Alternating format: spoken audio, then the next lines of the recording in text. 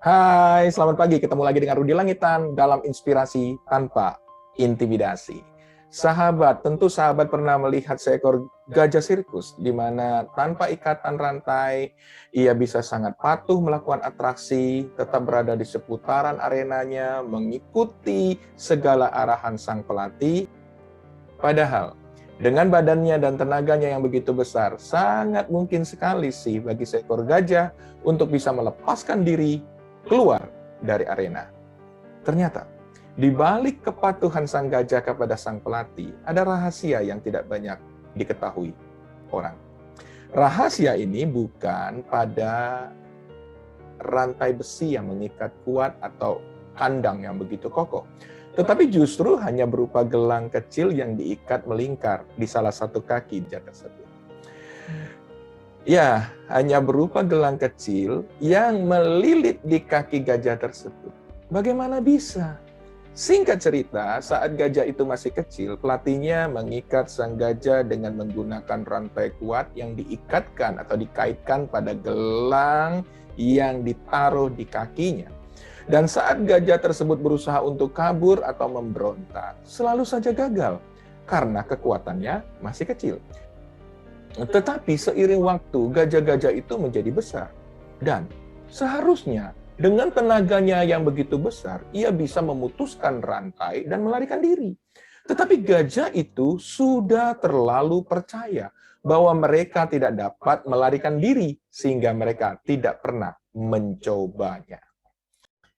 Dari kisah ini kita dapat mengambil sebuah kesimpulan. Ternyata satu-satunya alasan sang gajah tidak bisa melarikan diri karena sang gajah berpikir bahwa mereka tidak mampu melakukannya karena merasa terikat gelang kakinya. Sehingga dengan demikian ia merasa akan sia-sia jika mencoba untuk melarikan diri. Berpikir seakan masih dirantai membuat sebuah penjara dalam pikiran sang gajah. Hal yang sama banyak terjadi atas kita manusia dan mungkin juga termasuk sahabat.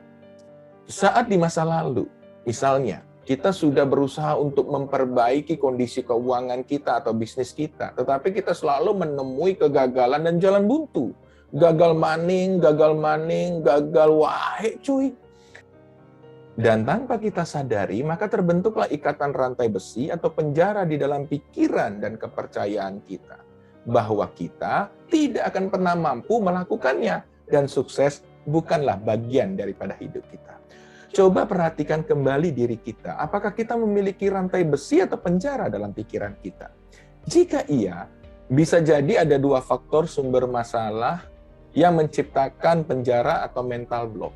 Yang pertama adalah penjara pikiran atau mental block yang diciptakan oleh orang-orang yang di sekitar kita atau lingkungan kita. Berupa nasihat, perbincangan, sekolah, kuliah, atau ceramah yang kita dengar selama hidup kita. Khususnya perkataan-perkataan atau teladan dari orang-orang yang memiliki otoritas atas hidup kita. Seperti nasihat orang tua, keluarga besar, guru, para tokoh favorit, dan tokoh agama. Contoh, seorang yang lahir di desa kecil yang terpencil, dari keluarga yang sederhana, sangat mungkin hal-hal tersebut kemudian membatasi atau memenjara pikirannya dengan berkata, nggak mungkin aku bisa jadi seorang yang sukses dan kaya. Tulangku saja tulang miskin. Semua keluargaku dan tetanggaku juga orang-orang miskin. Mana mungkin aku bisa sukses? Jika ini keadaannya, pertanyaannya, apakah mungkin anak desa ini bisa sukses? Tentu saja bisa, bahkan sangat bisa. Jika ia mau terbebas dari penjara pikirannya. Langkah awal untuk bebas adalah dengan cara menyadarinya dan mengakuinya bahwa ia terpenjara oleh masa lalu. Oleh apa yang dikatakan orang-orang lain kepadanya. Dari rasa kerdil dan rasa bersalah. Tentunya, ia juga harus mau bangkit sebab yang lalu sudah berlalu, sesungguhnya yang baru sudah datang. Langkah kedua adalah ia harus menemukan dan melakukan dua faktor utama. Apa itu dua faktor utama? Sama seperti sebuah bola yang jatuh ke bawah, maka ada dua penyebab bola itu jatuh. Yang pertama karena bola itu dilepaskan atau dijatuhkan. Ini saya sebut dengan faktor tampak. Dan yang kedua adalah adanya gaya tarik bumi atau gravitasi, atau saya sebut dengan faktor tidak tampak. Yang pertama, faktor tampak.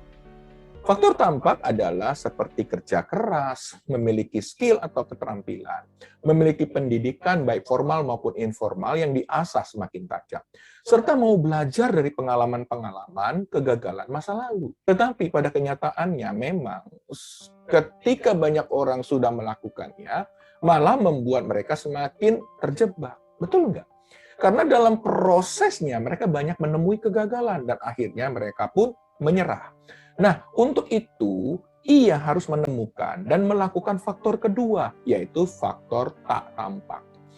Jika dengan faktor tampak menuntut kita untuk bekerja lebih keras dan melakukan latihan atau belajar atau deep practice secara langsung, maka dalam faktor tak nampak menuntut kita untuk menggali lebih dalam tentang kepercayaan atau belief kita atau keyakinan, atau pandangan kita terhadap diri kita sendiri. Faktor ini menjadi faktor penentu. Mengapa? Karena siapa diri kita akan tercermin dari apa yang ada dalam pikiran kita. Dan apa yang ada dalam pikiran kita akan tercermin dari belief system yang akan menjadi pilot dalam kehidupan kita. Belief system kitalah yang akan menjadi standar kebenaran bagi diri kita dalam menjalani dan melangkah dalam hidup ini. Selanjutnya, apa yang dimaksud dengan belief system? Menurut Bill Gahl, seorang pakar transformational thinking, ia menyebutkan bahwa belief system atau sistem kepercayaan adalah inti daripada segala sesuatu yang kita yakini sebagai sebuah realitas kebenaran, nilai kehidupan, dan segala sesuatu yang kita tahu mengenai dunia ini. Nah, sekarang coba kita refleksikan diri kita sendiri. Apa saja standar-standar atau value kebenaran yang kita yakini, yang menjadi pegangan kehidupan kita dalam kita melangkah. Jika yang ada dalam benak kita adalah hal-hal negatif, tidak memberdaya, serta melemahkan, jangan salahkan jika hidup kita penuh dengan hal-hal yang negatif dan melemahkan. Bahkan sangat mungkin membuat kita menjadi gatot alias gagal total. Tetapi jika yang ada dalam benak kita berisi hal-hal yang positif dan optimis, maka hidup kita juga senantiasa semangat dan positif. Mudah tidak mengubah belief system? Lumayan sulit. Kesulitan ini tidak lepas karena belief atau kepercayaan adalah sesuatu yang kita yakini benar. Sehingga begitu kita meyakini sesuatu sebagai hal yang benar, maka kita akan sulit mengubah keyakinan kita itu. Namun, sesuatu yang sulit bukan berarti tidak bisa ya. Hanya saja membutuhkan upaya ekstra untuk bisa mengubahnya. Salah satunya dengan mind programming atau kita mengalami yang disebut dengan mind renewing. Ada satu quote yang menarik untuk saya bisa share. Your mind is magnet. If you think of blessing, you attract blessing. And if you think a problem, you attract a problem. So simple. We get what we think. So, think positive. Life will be automatically positive. Demikian inspirasi tanpa intimidasi. Saya hanya sekedar mengajak kita berubah. Semuanya terserah sahabat. Salam Jos Gandos. Jadilah pribadi yang top, Marco top. Uhui. Jangan lupa like, comment, subscribe, dan share ya. Semoga bermanfaat. Thank you.